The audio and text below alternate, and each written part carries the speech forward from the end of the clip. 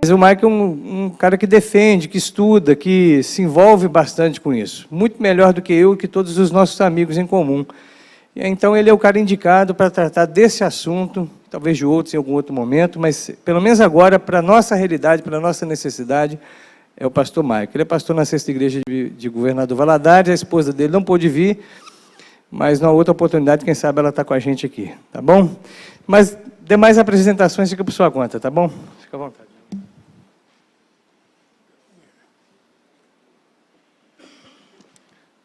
Boa noite, irmãos. Muito bom estar aqui com vocês, poder conhecer aí mais um pedacinho da família da fé, da família presbiteriana Brasil afora, né? A gente vai tendo a oportunidade de conhecer irmãos em Cristo, de poder compartilhar a palavra, de poder meditar sobre as coisas concernentes ao reino de Deus, e para mim é um privilégio estar aqui com vocês.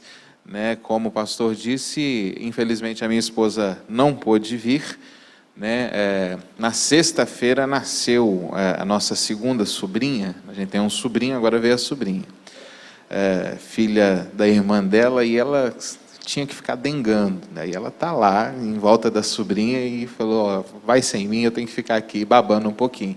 Aí ficou, né, não pôde vir comigo.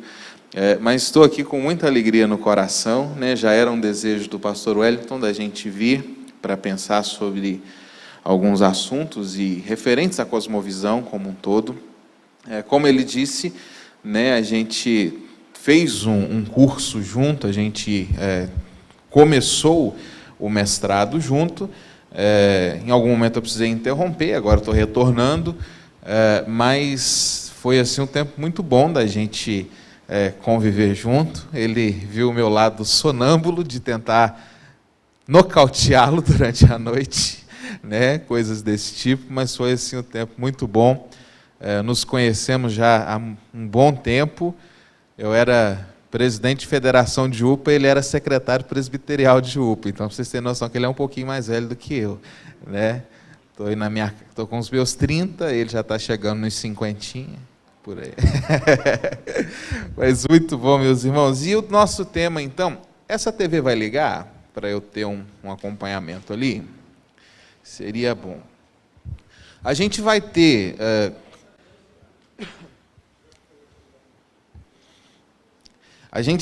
aqui 4 momentos, né? Hoje a gente tem agora esse primeiro momento, cerca de 1 hora de duração, no qual a gente vai começar com a primeira palestra, que é mais introdutória, que é uma definição de cosmovisão, e falando especificamente de cosmovisão cristã, né, o que é cosmovisão e o que é uma cosmovisão cristã. Ainda hoje, no segundo momento, a gente vai falar das estruturas de outras cosmovisões, mostrar que a gente está lidando não simplesmente com a filosofia de uma pessoa, não simplesmente com a mente dela, mas também com as questões dos corações das pessoas. E amanhã de manhã a gente vai falar sobre a cosmovisão no seu aspecto de confrontação, né? Quando você assume um modelo ou uma visão de mundo, você automaticamente vai entrar em embates com pessoas fora da própria igreja que defendem uma visão diferente da sua, né? A verdade sempre dita em amor, como dizem as Escrituras, mas o confronto é inevitável. E a gente vai ter muitas vezes, como é a proposta do tema da terceira palestra, lidar com os vícios dentro da própria igreja. Tem muita cosmovisão errada dentro da própria igreja, de gente que está achando que está seguindo o evangelho, que está vivendo o evangelho, mas às vezes ele está preso a alguma tradição, às vezes ele está preso a alguma mania, a vícios mesmo que não refletem o que a Bíblia diz, mas o que se foi convencionado, né? Então a gente vai ter, inclusive, esses embates internos, e amanhã à noite, no culto, aí a gente encerra falando a partir do momento que a gente estabelece uma visão de mundo, uma visão pela qual nós entendemos que vale a pena viver e morrer, né? Vai ficar o desafio para a gente morrer por uma causa. Se você chegar aqui no final de tudo que a gente conversou e falar, isso fez sentido para mim, é nisso que eu acredito, é essa a minha estrutura de pensamento.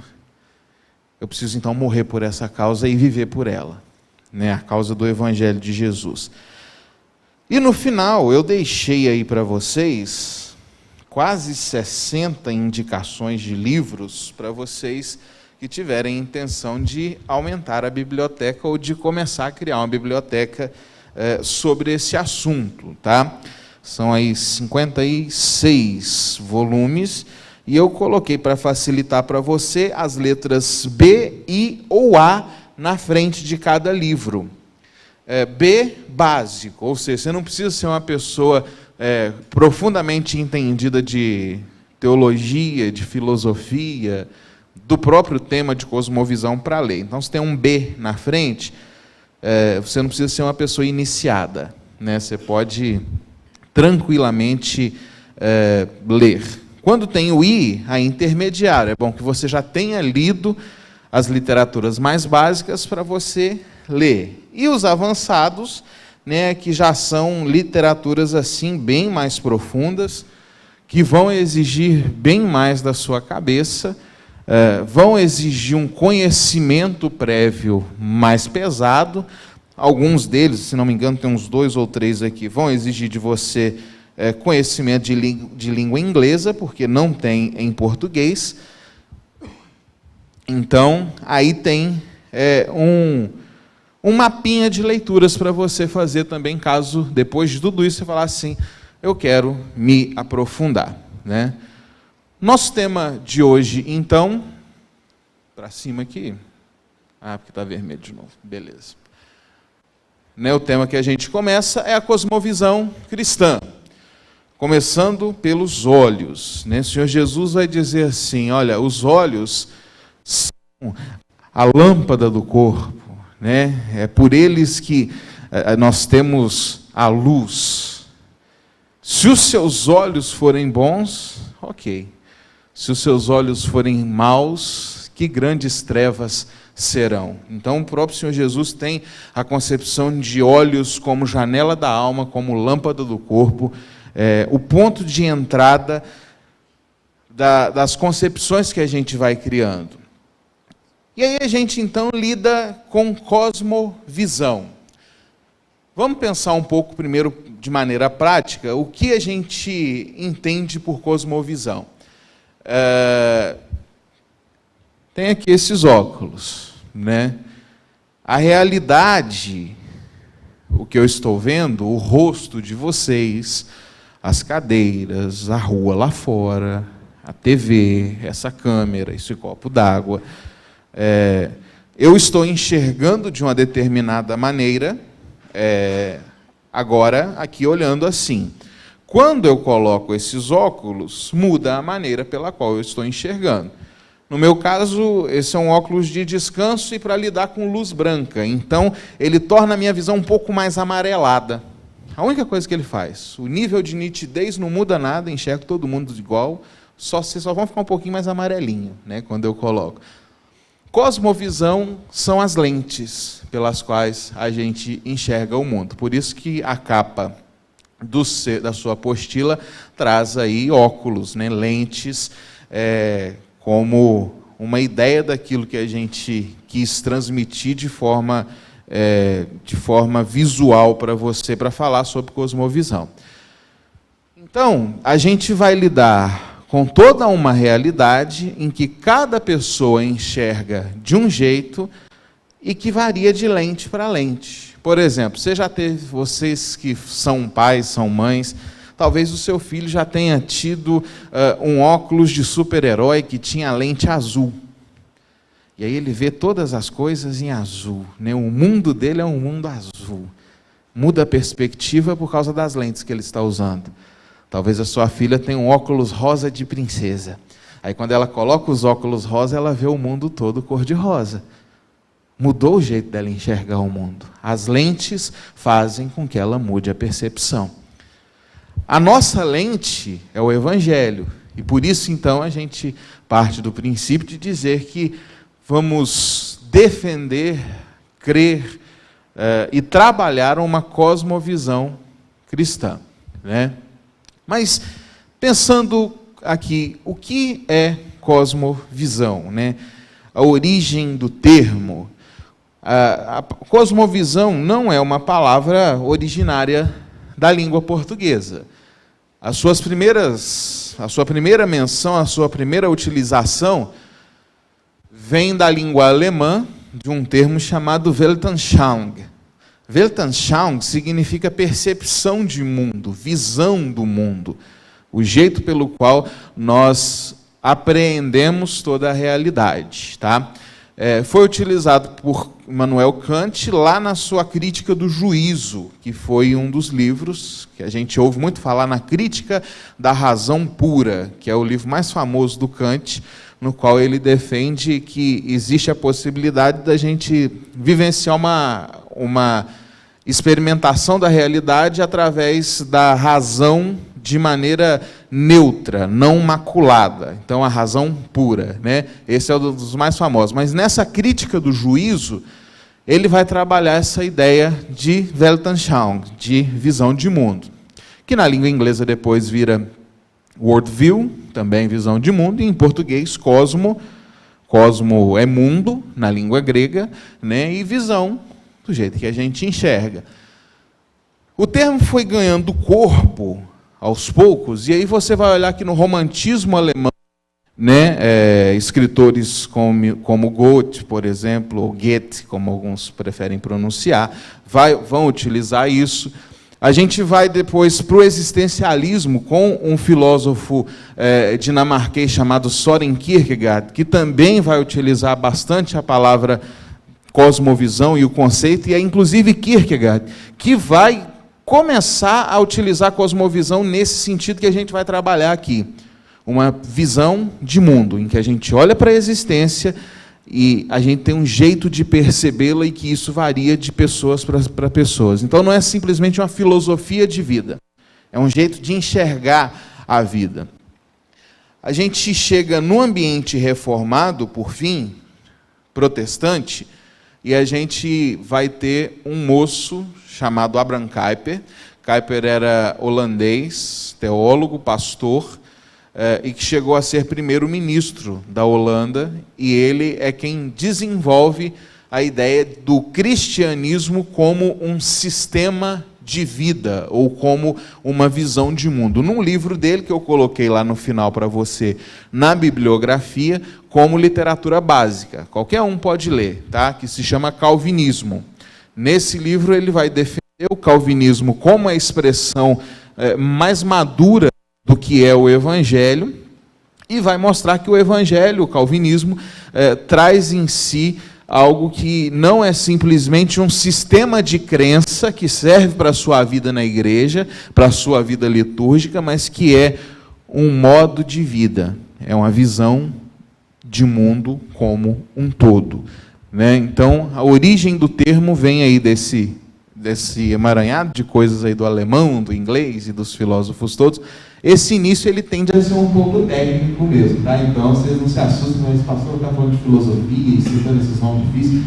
Esse início não tem como a gente fugir disso, tá? Para te ajudar, para você ir construindo aí os seus pilares para a gente chegar lá daqui a pouco nas coisas que são mais apreensíveis para a gente. Seguindo. Opa, foi demais. Aí. Aqui a gente tem a definição do que é cosmovisão por um moço chamado James Sire. James Sire escreveu 2 livros assim que são fundamentais para quem quer estudar cosmovisão. Um deles chama O Universo ao Lado e o outro se chama Dando Nome ao Elefante. Esses 2 livros são essenciais para quem quer se aprofundar em cosmovisão cristã, tá? Ele vai dar a seguinte definição do que é cosmovisão. O que é então cosmovisão? Essencialmente, cosmovisão é um conjunto de pressuposições, suposições que podem ser verdadeiras, parcialmente verdadeiras ou totalmente falsas, que nós sustentamos consciente ou subconscientemente, consistente ou inconsistentemente, sobre a constituição básica do nosso mundo. Nós vamos esmiuçar essa frase para te ajudar a compreender o que é cosmovisão. Primeiro, então, ele fala de que são pressuposições. Pressuposições são suposições que você tem anteriores, inclusive, à análise mais acurada, mais profunda. É uma pré-suposição, né? E elas podem, inclusive, ser tácita. O que é tácito? É aquilo que você tem, muitas vezes, sem perceber que tem. Aquilo que muitas vezes você não tem como explicar onde surgiu na sua cabeça, mas são convicções que você tem. Então, o que ele quer dizer com pressuposições que nós temos, que nós carregamos, e que elas são, assim, tácitas, nesse sentido? Por exemplo, vamos pegar lá das minhas Minas Gerais, zona rural, cidade pequena. Existe por muito tempo a ideia de que quando nasce uma criança, na hora de curar o umbigo, tem que dar banho em chá de picão. Né? Você vai lá, ferve os galhos inteiros de picão na água, e aquela água quente, então, é colocada numa banheira, e a criança, é dado banho na criança naquele chá de picão, sem açúcar, tá, gente? É só o chá, só a água mesmo ferventada que ferve o picão. Por quê? Porque ajuda a curar o umbigo. Isso é cientificamente comprovado? Não. Alguma criança já morreu por causa disso? Não. O que é isso? É uma convicção, é uma pressuposição que se carrega há anos, ninguém sabe muito bem justificar o porquê que se dá banho em chá de picão numa criança para curar o umbigo, mas é uma visão de mundo que se tem, que só cura o umbigo se der banho em picão. Entendeu? Então, quando a gente fala que essas pressuposições elas podem ser tácitas, no sentido de que a gente não tem muita explicação, que a gente não tem muita essa ideia do que elas são, de onde elas vieram, é porque muitas vezes você tem convicções no seu coração, no seu sistema de crenças, que você não consegue articular, mas você tem certeza que você está certo. Eu conheço gente que até hoje não come manga e toma leite, porque manga com leite mata. Quem já morreu de manga com leite? Não sei, mas diz que mata. Lá na minha Alto Caparaó, fala-se muito na tal da espinhela caída. Ninguém sabe o que é espinhela. Eles falam que tem o trem de espinhela caída. E o menino começa a ficar estranho e tal. Talvez, se você já conviveu no interior, você tenha ouvido falar do menino aguado. O que é um menino aguado? Se você não der o bolo que o menino está querendo comer e você negar, o menino vai aguar. Já ouviram isso? Né? Vai aguar. Não pode negar nada para a criança. Então, você vai falar assim, quais são as explicações para isso? Não tem, mas todo mundo fala, todo mundo repete, todo mundo pratica. Então, essas pressuposições tácitas, que a gente vai ver daqui a pouco na ideia de não serem articuladas, que eu já estou adiantando isso, são essas concepções de vida, visão de mundo que a gente tem, que a gente não consegue explicar, mas que a gente jura de pé junto que está certo e que se não fizer desse jeito, vai dar errado. Né? Então, quando ele diz que são pressuposições, e aí ele vai colocar que podem ser totalmente verdadeiras, meio verdadeiras e meio falsas, ou totalmente falsas. A gente tem os momentos de verdade nas cosmovisões não cristãs. Por isso ele faz questão de fazer essa separação. Totalmente verdadeira, parcialmente falsa, totalmente falsa. É a ideia de que verdade é verdade, ainda que seja o diabo que esteja dizendo. Se o diabo disser que Jesus Cristo é o Senhor, o diabo está falando uma verdade. Não diminui o teor daquilo que é o conteúdo por causa de quem produziu, de quem fez. O que é bom, o que é verdadeiro. O que é mal, o que é falso. Então, quando ele vai dizer, nessa definição dele, que uma cosmovisão, esse conjunto de pressuposições, pode ser verdadeira, parcialmente falsa ou totalmente falsa, é porque existem pontos de concordância entre cosmovisões. Por exemplo, nós como cristãos, nós defendemos, por exemplo, a dignidade da vida humana, certo? Quando a gente fala, olha, não... Aí a gente usa, como cristão, um mandamento bíblico, e a gente diz, não matarás.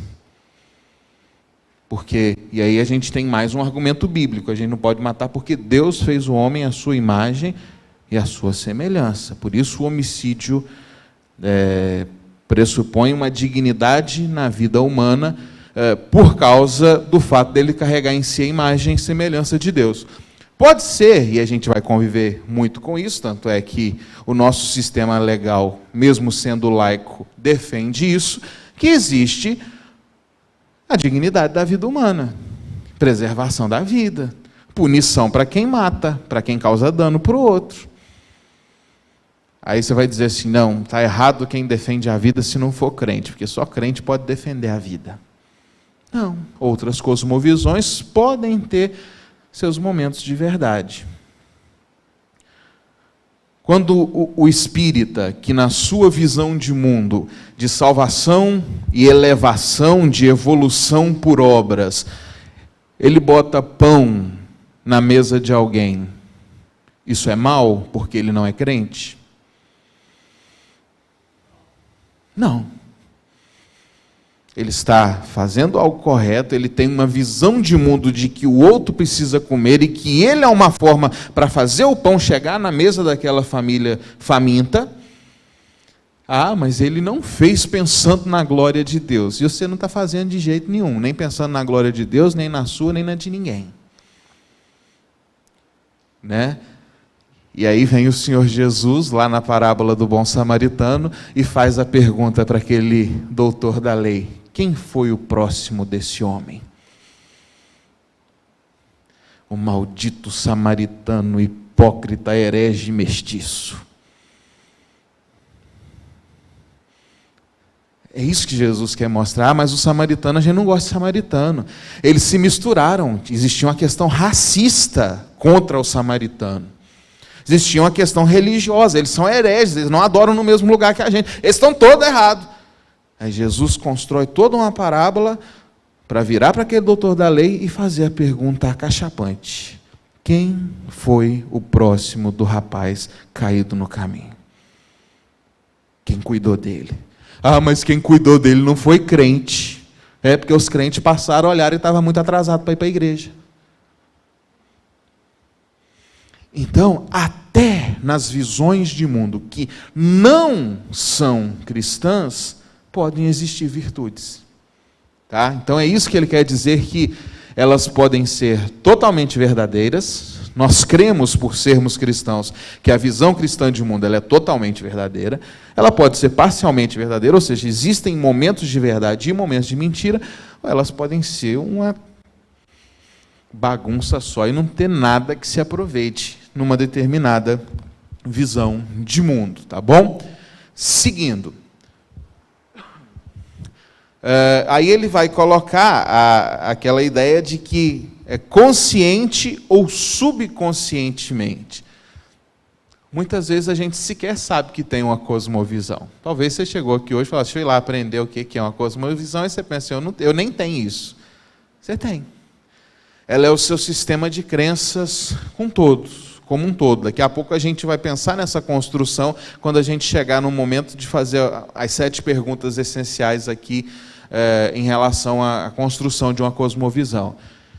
Mas você, por exemplo, você tem uma visão sobre a origem de todas as coisas. Foi uma explosão? Foi Deus que criou? Nós viemos do nada?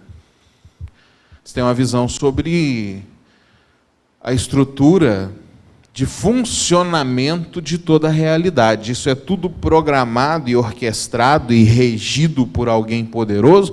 Ou nós estamos aqui vivendo e é cada um por si, e Deus só deu corda no universo, cruzou os braços e falou: agora vocês se viram. Você ora para mudar a vontade de Deus, ou você ora pedindo: Deus, seja feita a sua vontade? Isso é fruto da sua cosmovisão. Você cria os seus filhos com prioridade para que eles se tornem crentes no Senhor Jesus ou para que eles se tornem os grandes profissionais, independente se eles vão ser crentes ou não? Isso é resultado da sua cosmovisão. Quais são os seus afetos? Quais são as coisas do seu coração que direcionam as suas escolhas? Então, a cosmovisão é aquilo que vai automaticamente direcionar cada uma das suas escolhas, ainda que você não tenha condições de dizer, eu tenho e eu consigo definir qual é a minha cosmovisão. Eu sou um materialista, eu sou um ateísta, eu sou um cristão calvinista, eu sou um marxista. Talvez você não tenha condições de dizer muitos dos aspectos da sua visão de mundo, mas você tem. Você tem valores, você tem princípios, você carrega afetos. Muitos deles você sabe de onde vieram, como foram construídos, outros simplesmente você apreendeu sem conseguir explicá-los, né? Seguindo. Outras tantas vezes a gente não tem condição de explicar. Foi aquilo que eu comecei dizendo, quando eu falei da manga com leite, do banho do chá de picão, quando eu falei do menino que água. A gente não tem muita condição de explicar algumas das nossas visões, mas a gente tem certeza de que está certo.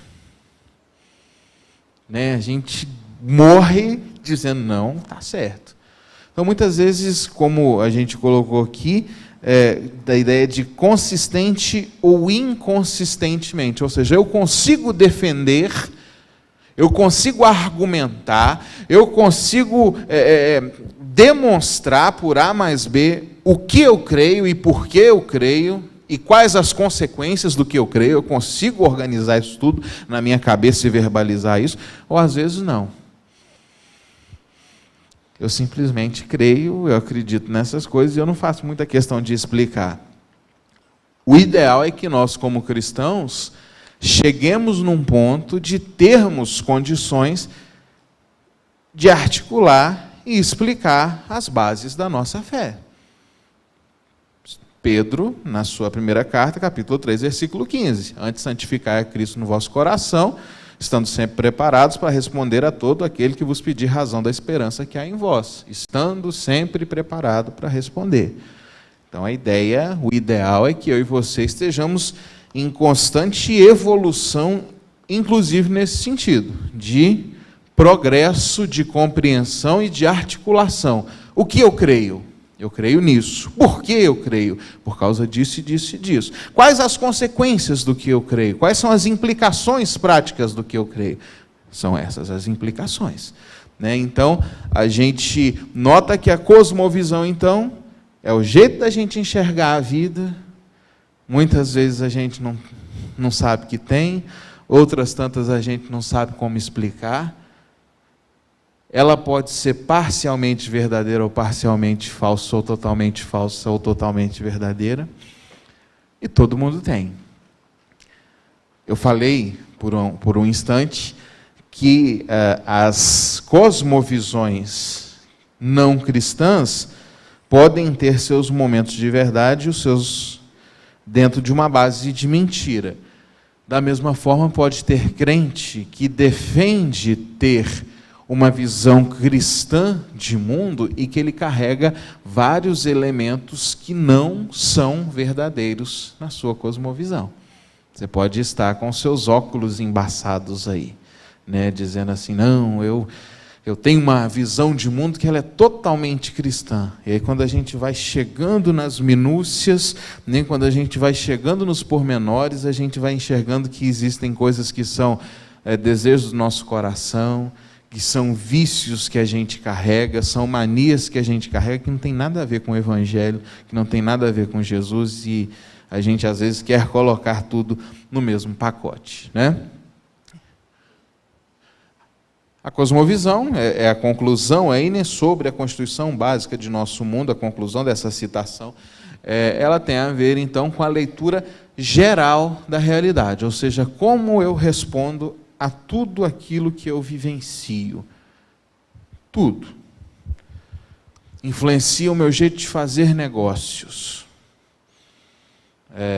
Se eu estou disposto a não devolver um troco errado, se eu estou disposto a dar o prejuízo para sair na vantagem, ou se eu estou disposto a sair no prejuízo para que eu não prejudique ninguém. Tem a ver com a sua visão, por exemplo, em relação à família. Se a família é a sua prioridade, que você deve lutar pela sua família e trabalhar pela sua família e amar a sua família, ou se a sua família é só um meio para te impulsionar para você chegar onde você quer chegar. Tudo aquilo que a gente faz, não só, é o que a gente mais vai bater aqui nesses dias. Por cosmovisão cristã, a gente quer falar de você como um todo. Jesus não salvou só a sua liturgia, Ele não salvou só o seu jeito de prestar culto público no domingo à noite. Ele te redimiu por inteiro. Do momento que você está na cama com seu marido, com a sua esposa, no momento que você está comendo pão com manteiga na mesa, que você está comprando, você está vendendo, você está dirigindo, você está viajando, você está trabalhando, você está estudando, o Senhor Jesus te salvou por completo. E a sua cosmovisão cristã, a sua visão de mundo, vai para todas essas áreas. Ele te salvou não é para ser simplesmente um crente super bacana aqui dentro. É para que a sua vida como um todo, em tudo que você é, em tudo que você faz, toda a realidade seja impactada pelas convicções que você tem. Alguma pergunta dentro desse trecho que a gente foi até agora, antes da gente continuar?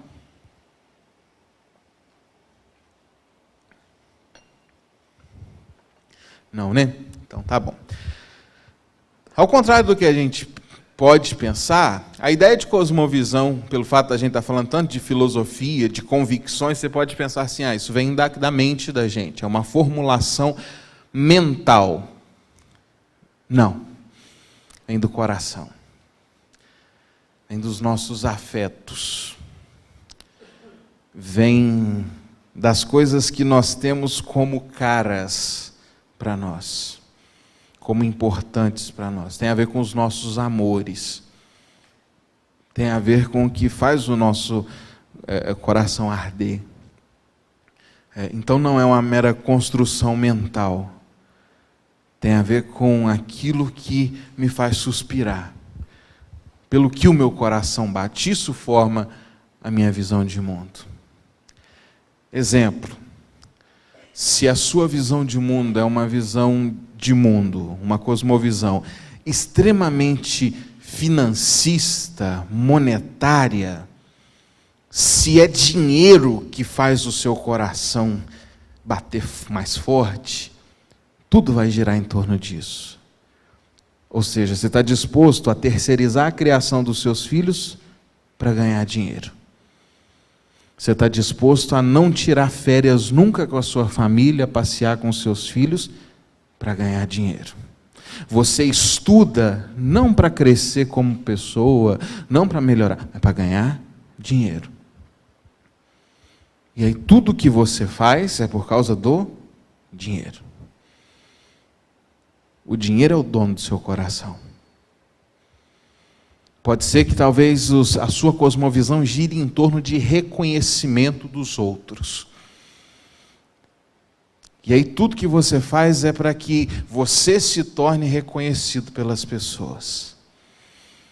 Então, você cria a sua família e você educa bem os seus filhos, você quer amar a sua esposa, não porque você acha que isso é uma visão divina a qual você deve, mas é porque isso vai fazer com que as pessoas me reconheçam. Olha só como ele cuida bem da família dele. Olha só como que ele cuida bem da esposa dele. Olha como os filhos dele já falam inglês. Olha como o filho dele faz isso, a filha dele faz aquilo outro. Ele vem aqui para frente para dirigir algum evento na igreja, não para que o nome de Deus seja glorificado, não por desejo de servir, mas para ficar ganhando tapinha nas costas lá na frente daqui a pouco.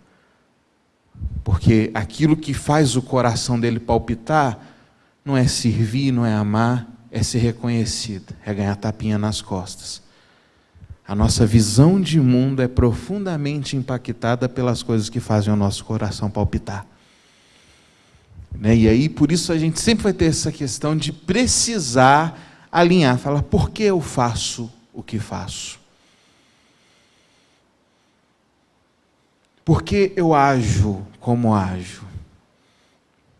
Por que eu respondo como respondo?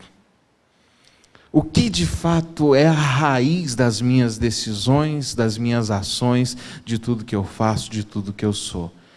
Porque visão de mundo não vem da cabeça, vem do coração. Às vezes você está lá fazendo um monte de programações mentais, mas seu coração, as suas paixões, os seus afetos falam mais alto. Quantas vezes que a gente planejou um monte de coisa e no fim das contas a gente falhou porque as intenções do nosso coração nos pregaram essa peça. Então, visão de mundo vem do coração.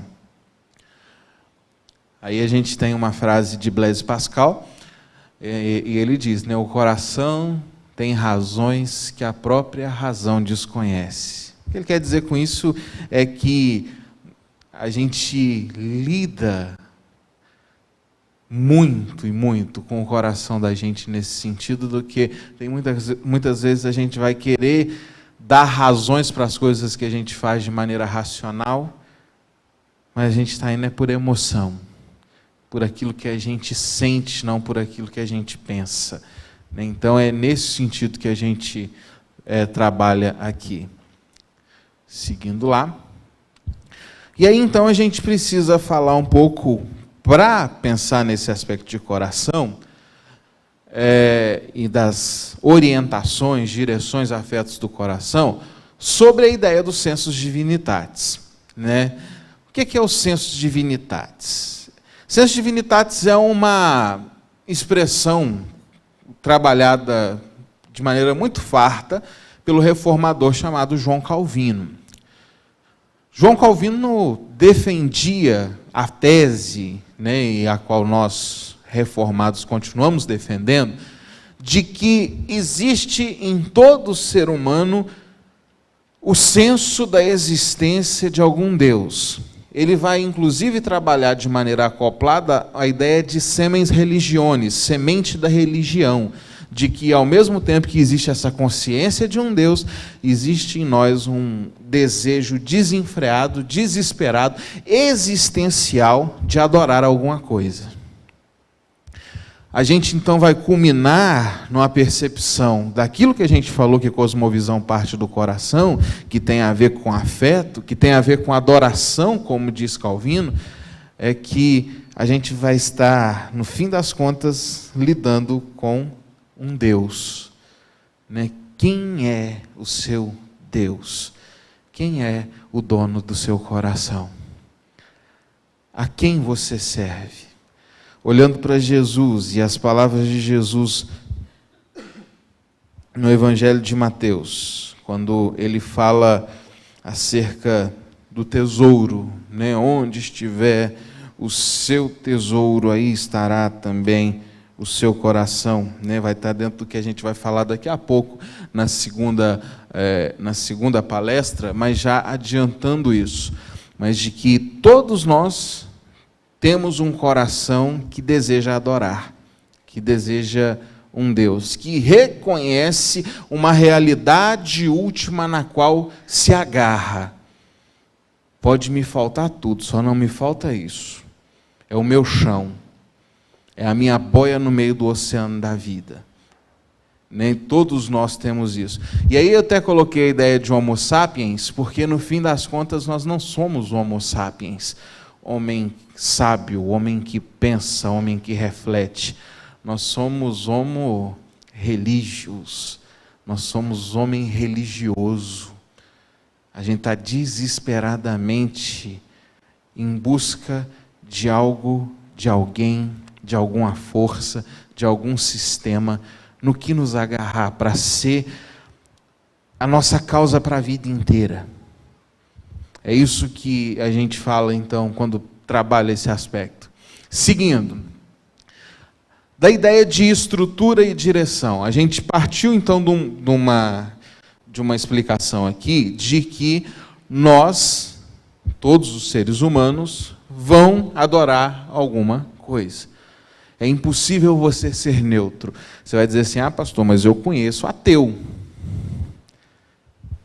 O ateu não é que ele não creia em Deus, ele só não crê no mesmo Deus que a gente. Converse com um ateu e você vai achar qual é a realidade última dele, em que ele se agarra. É na razão? Na própria capacidade de explicar as coisas? É no poder, é no dinheiro, nos diplomas? Todo mundo se agarra em alguma coisa. Todo mundo tem um Deus. Existe um verdadeiro e todos os demais são falsos. Então, todo mundo vai adorar. Quando eu trabalho ali com a ideia de estrutura e direção, nós temos, então, a estrutura de todo ser humano, né? Esse ser humano está aqui, tal, bonitinho. Esse outro aqui também. Tanto esse quanto esse são seres humanos plenos, nas suas plenas capacidades, criados à imagem e semelhança de Deus. Ambos têm em si o tal dos sensus divinitatis, né?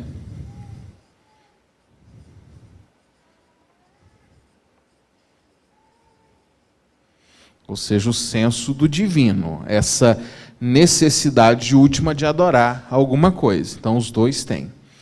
Então, existe uma estrutura em todo homem de adorar alguma coisa.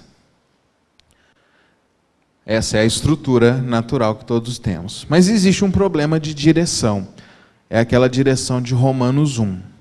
Romanos 1, Paulo vai dizer que nós fomos criados para reconhecer Deus como Criador. De olhar para Ele, de adorá-lo, de tê-lo como Senhor da nossa vida em tudo que a gente faz. Então, nós fomos criados com estrutura de adoração, e a direção, ela precisa ser vertical ascendente. Você foi feito para adorar, e para adorar ao Deus dos céus. Só que Paulo vai dizer que os homens trocaram, e começaram a fazer o quê? A adorar a criatura ao invés do Criador. A estrutura está certa. Ele continua adorando. Só que ela não está aqui. Ela está aqui. A direção é horizontal. A direção, então, dessa adoração está nesse plano. E aí você pode falar assim, então é isso, quando a pessoa começa a adorar uma imagem feita de barro, de porcelana, de madeira, né? Mas é também quando a pessoa começa a adorar, por exemplo, os seus bens materiais. Quando ela começa a adorar uma outra pessoa. Você sabia que, inclusive, seus filhos podem se tornar um Deus, um ídolo para você? Quando eles roubam no seu coração, na sua vida, nas suas prioridades, um lugar que precisava ser de Deus? Inclusive os filhos. Por filho a gente faz tudo.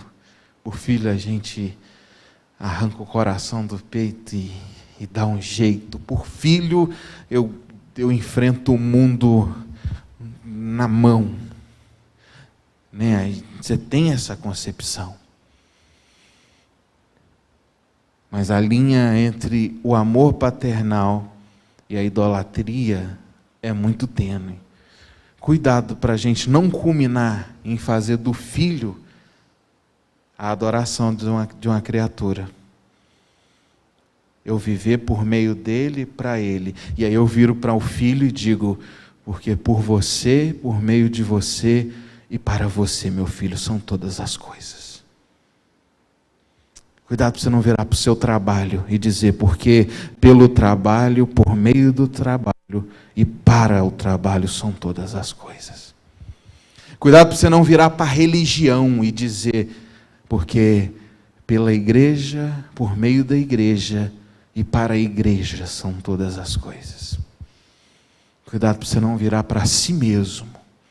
A gente se ama demais, a gente quer se ver bem demais, a gente quer sempre sair assim, se satisfazendo, o próprio prazer, a própria satisfação, e a gente chegar num ponto de dizer, porque por mim, por meio de mim e para mim são todas as coisas.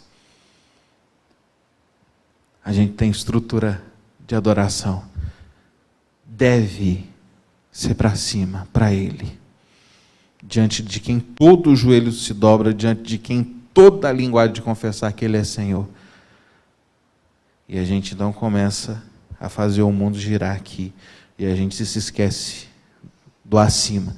Então, cosmovisão não é da cabeça simplesmente, é do coração, vem dos afetos. Os afetos são alinhados dentro daquilo que a gente adora, porque todos nós somos feitos para adorar. O problema é que a gente deveria adorar numa direção e muitas vezes a gente adora na direção errada. E isso molda, mexe e assim, muitas vezes arrebenta com toda a nossa cosmovisão. Pode falar? Quando você pega, por exemplo, uma Rede Globo, né? Ela ensina ali uma cosmovisão. Sim. Como que você relaciona com relação ao que vem do coração? Ela está implementando isso de uma forma geral? Tá. Ela pode, por exemplo, utilizar-se do que ela produz para trazer à tona alguns dos afetos que as pessoas já têm. Por exemplo, a pessoa hedonista, que vive para o prazer. A partir do momento que a pessoa começa a consumir aquele programa Amor e Sexo lá da Globo, né, que é um programa totalmente hedonista, viva para se satisfazer, viva para ter prazer. E a pessoa então ela está alimentando esse falso ídolo na vida da pessoa, né? Quando ela começa a trabalhar, por exemplo, o tema atual de Malhação, eu não assisto nada, mas nem fica sabendo de tudo, né? Viva a diferença, no qual trabalha-se muito essa ideia de aceitação pelo grupo, de diversidade, de pluralidade. E aí, se a pessoa já tem essa necessidade constante de aceitação, e está trabalhando essa ideia e dizendo assim, olha, vive assim, você já tem esse afeto no seu coração, você já não quer ser aceito mesmo? Olha só, eu tenho aqui uma mídia te dizendo que você nasceu para ser satisfeito, você nasceu para ser aceito, então as pessoas têm que te aceitar do jeito que você é. Então, todo esse corpo das coisas que vão acontecendo diante de nós, essas cosmovisões não cristãs que vão sendo difundidas e alimentadas na mídia, na arte, em tudo que a gente vê, elas vêm para pegar as raízes pecaminosas, idólatras do nosso coração e falar assim, rejeita Deus e abraça o ídolo. Não seja por Ele, por meio dEle, para Ele todas as coisas, seja para o seu ídolo. Seja você, seu prazer, seu dinheiro, qualquer coisa. Né? Então, é uma forma que tem de validar, né? De massificar essa informação e assim validar aquilo que a pessoa já tem como afeto. Né? Não é muito criando o afeto. Pode ser que o que aconteça muito nas escolas hoje, que é fruto de um tema de debate chamado de um projeto de escola sem partido, quando pegam crianças e começam a gerar nas crianças, desde novinhas, ideais políticos, ideológicos, assim, que pode ser que nesse momento eles estejam maquinando e criando afetos para que daqui a pouco a criança cresça e aquilo já se tornou um afeto, um ídolo do coração dela. E aí ela só vai ter essa massificação, né? Mas, de um modo geral, para nós adultos que estamos consumindo, são maneiras de solidificar aquilo que já é raiz pecaminosa no coração da gente, que é totalmente depravado. Entendeu? Cadê meu controle? Tá cá. Seguindo. Não existe cosmovisão religiosamente neutra. Ou seja, nós, com base nisso que a gente acabou de falar, nós que somos cristãos, a gente fala, eu tenho a cosmovisão, eu tenho uma visão de mundo que ela é cristã. Tudo que eu penso, tudo que eu acredito, o meu jeito de agir, as minhas opiniões estão embasadas no cristianismo. Então, isso tudo é uma visão que ela é religiosa. Como a gente parte daquele princípio ali, ninguém pode dizer assim, a minha cosmovisão é melhor do que a sua, porque a minha não é uma visão de mundo religiosa, embasada na religião, ela é racional. A gente acabou de ver a nossa percepção que tudo é religião. Tudo é adoração. Só muda a direção. Então, qualquer cosmovisão, do mais ateu materialista de todas, ela é religiosa. Ele só substituiu o Deus que a gente acredita por o Deus que ele acredita. O Deus com D maiúsculo pelo Deus de D minúsculo. O Deus verdadeiro por um ídolo feito por mãos humanas. Então, não existe cosmovisão religiosamente neutra. Toda visão de mundo ela é religiosa. É essa a nossa defesa, a nossa tese. Como eu disse, isso aqui já disse no início, ela é afeto antes de ser convicção. Tem muita coisa que eu sinto antes de conseguir justificar. Que eu tenho uma visão quase que romântica em relação à minha prática e a coisa toda antes de eu conseguir dizer, não, eu tenho certeza, é assim e tal. É nesse aspecto daquilo que eu já vinha falando. E que você é capaz de descrever qual é a sua visão de mundo? Se a gente perguntar assim, o que você acredita? Qual é a sua cosmovisão? Talvez você não consiga descrever isso. Talvez até agora você tenha apreendido um pouquinho do que seja cosmovisão, do que seja uma visão de mundo, certo? A gente foi trabalhando para isso. Agora a gente vai falar sobre a descrição. Como saber qual é a minha visão? Como conseguir responder em que eu acredito? A gente vai responder algumas perguntas agora que devem ser feitas para toda a cosmovisão. Não, porque existe uma diferença também, né? Às vezes fala assim, minha cosmovisão. Você fala uma coisa, você fala no que você crê, mas às vezes a sua atitude espontânea é diferente, né? Porque a sua fala, muitas vezes, ela é racionalizada, enquanto a sua atitude ela é fruto do seu afeto, ela é fruto do seu culto. Né? E aí você dá uma resposta dizendo de fato o que você pensa da vida. Né? Você fica dizendo, não, eu sou uma pessoa que acredito loucamente na instituição do casamento, mas não pode ver um rabo de saia que está traindo a esposa. Então, eu tento justificar mentalmente, verbalmente uma coisa, mas os meus afetos me fazem agir com outra coisa. Então, qual é a minha cosmovisão? A que eu estou falando ou a que eu estou fazendo? É a que eu estou fazendo. É assim que eu enxergo o mundo, é assim que eu acredito de verdade, porque é assim que eu vivo. Né?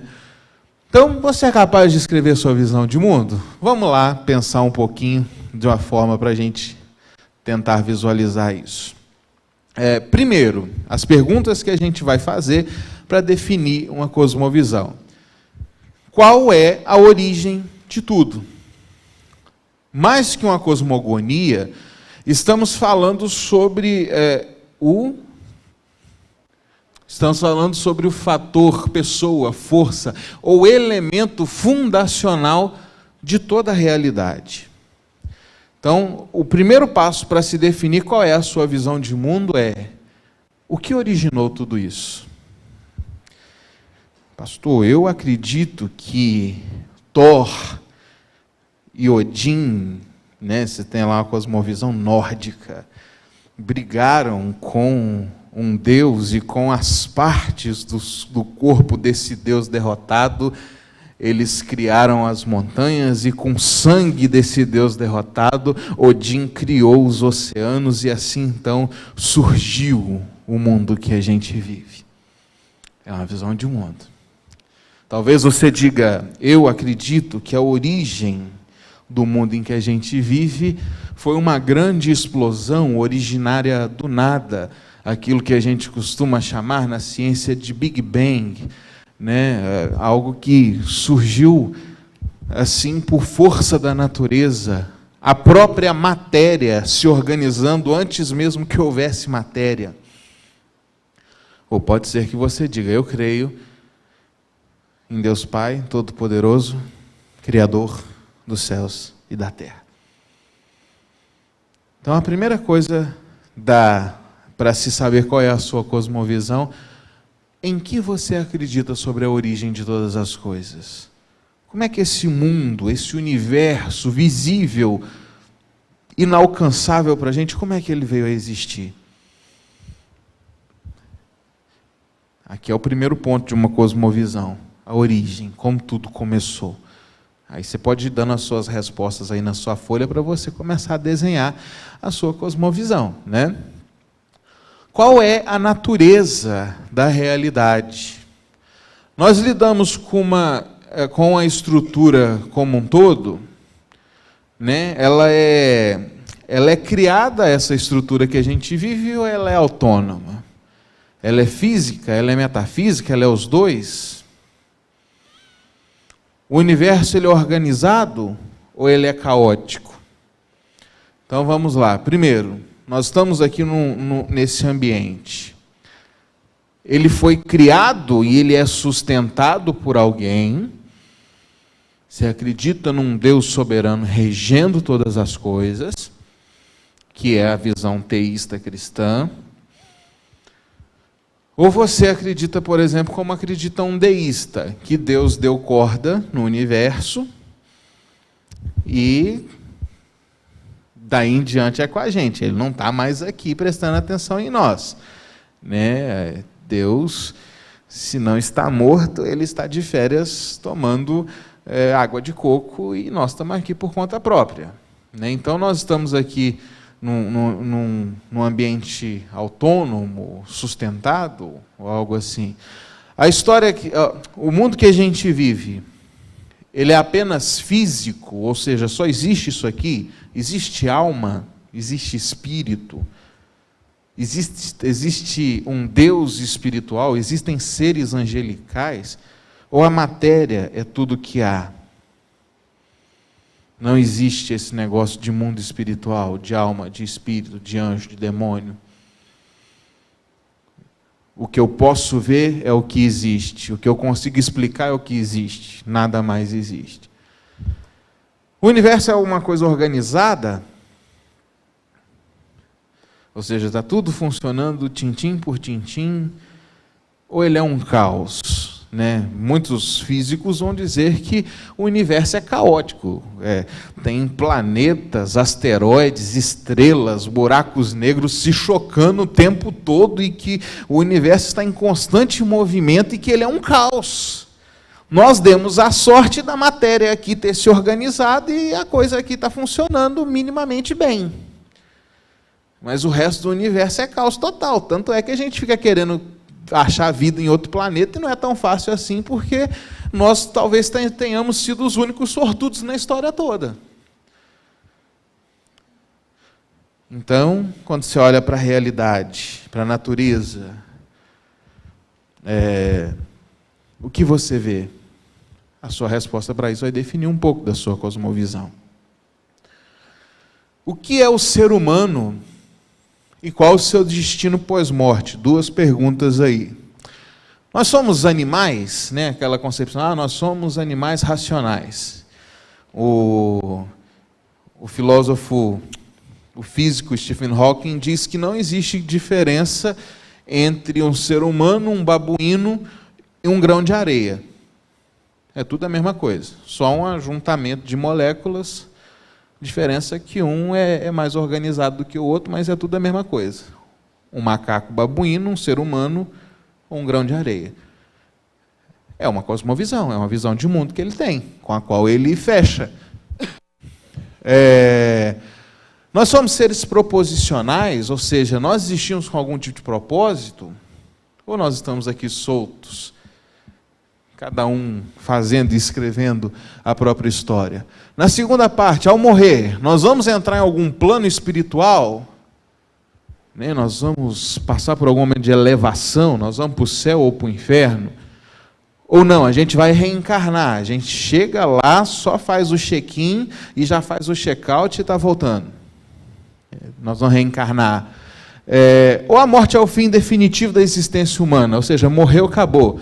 Né? Hoje eu estava assistindo o episódio de uma série chamada American Gods, e tem uma conversa sobre o que acontece depois da morte, e a esposa, o marido pergunta para a esposa: e aí, o que você acha que acontece depois que a gente morre? A resposta dela é assim: ué, a gente apodrece. É o que acontece. Ou seja, ela não tem uma concepção que após a morte exista alguma outra coisa. Um spoiler para vocês é que depois disso ela se encontra com Anubis, né, que é um deus egípcio que vem para buscar e pesar o coração dela do lado de uma balança para ver se ela merece ou não ir de encontro à luz ou às trevas, né? E aí ela tem essa concepção dela questionada nesse momento. Mas então você vai ter pessoas que vão acreditar nisso. E isso muda o jeito que você vive. Todas essas perguntas que eu estou fazendo alteram drasticamente o jeito de você viver. Se você acha que você está aqui por um propósito, você vai viver uma vida buscando entender qual é esse propósito. Se você acha que você dá um propósito para a sua vida, você vai viver uma vida inteira tentando dar um propósito para a sua vida.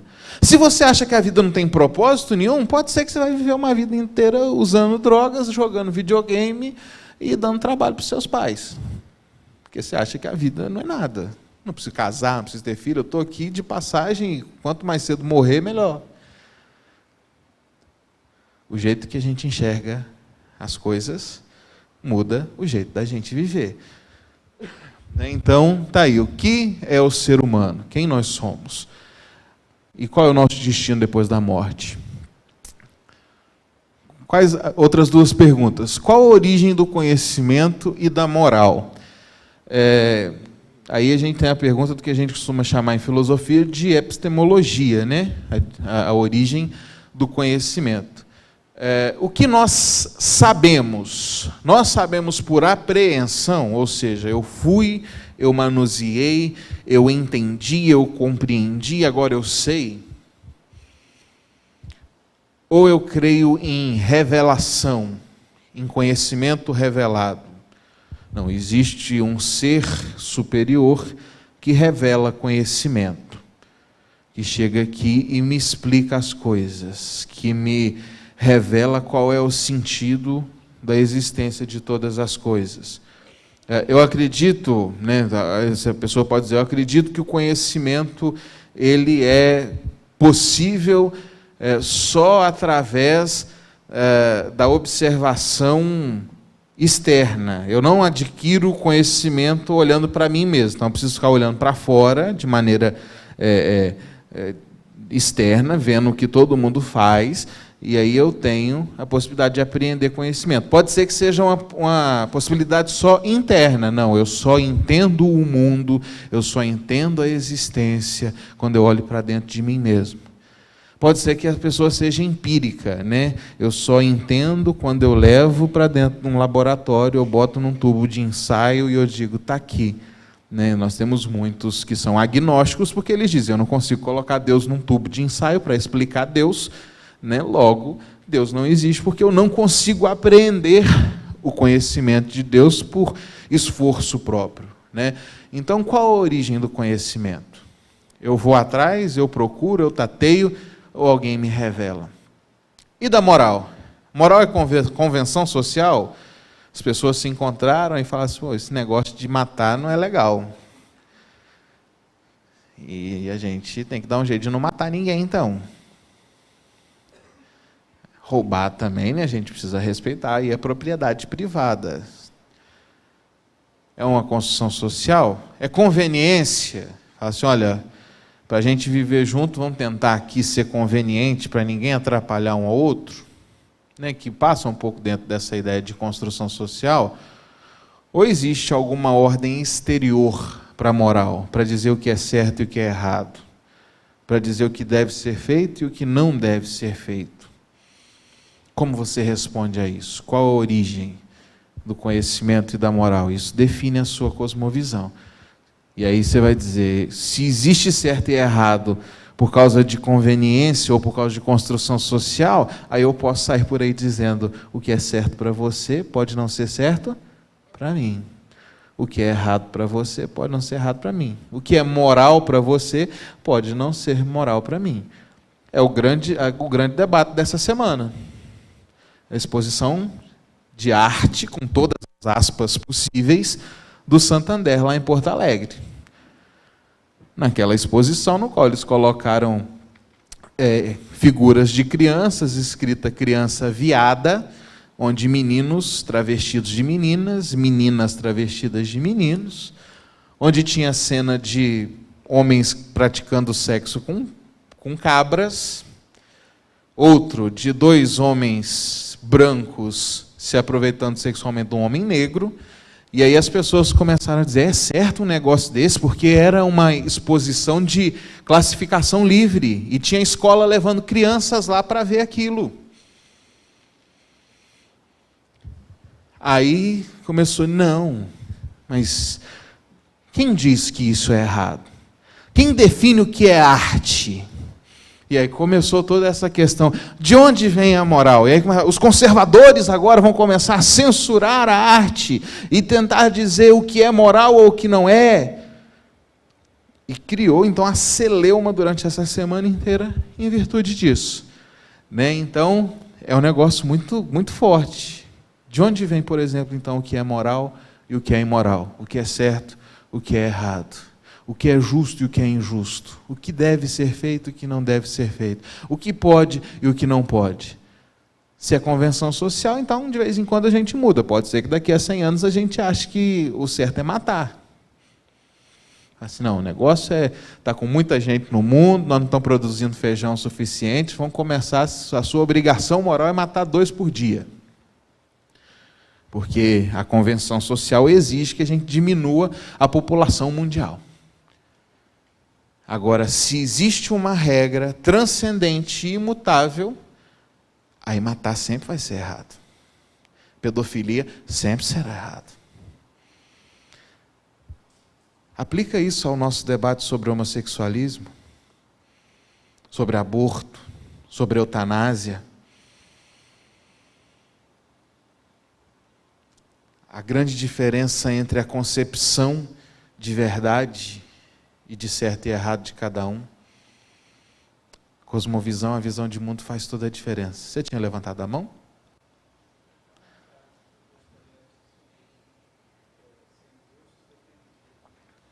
Isso. Sem Deus tudo é permitido, né? E assim, é interessante a gente ler os russos nesse aspecto, porque eles são muito sensíveis por causa das realidades que eles viveram, dessa elevação de um padrão totalmente regido com mão de ferro por uma concepção totalitária, a anulação do divino, a anulação das individualidades. Então, a cosmovisão, no contexto dele, era praticamente uma imposição estatal, né? Então, assim, quando a gente minto, ele é um russo pré isso, né? Então quer dizer que enquanto ele escreve, a gente está vendo como era antes da Revolução Russa, que culminou nisso tudo que eu acabei de dizer. Mas sem Deus tudo é possível. Aí é o que a gente tem sempre dito: se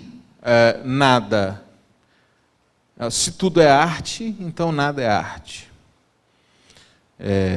Se tudo é moral, então nada é imoral. Então a gente sempre vai caminhar nessa linha tênue, né, de onde vêm as nossas convicções e o que elas promovem.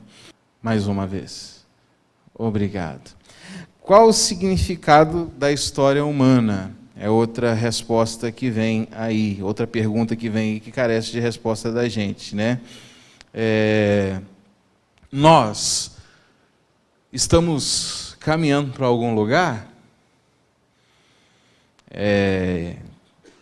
A gente vai acreditar que vai haver uma nova era glacial e que a raça humana vai ser extinta? Nós vamos acreditar que o aquecimento global vai chegar a níveis tão absurdos que a raça humana vai ser extinta? Ou nós acreditamos que existe um propósito, que nós estamos partindo para uma consumação totalmente articulada, totalmente idealizada, totalmente projetada, né? Qual o nosso significado? Para onde está caminhando a nossa história? E aí, dentro disso, para facilitar para vocês, a gente trabalha, quando a gente fala em cosmovisão cristã, finalizando então aqui, a gente trabalha com 4 termos que nos facilitam bastante: criação, queda, redenção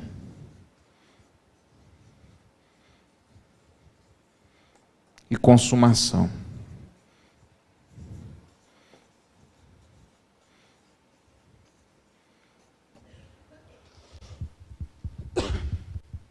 A estrutura da cosmovisão cristã que nós defendemos e que a gente vai trabalhar aqui nesses dias, ela está aqui. Então, o que nós cremos sobre a origem de todas as coisas, sobre como tudo começou?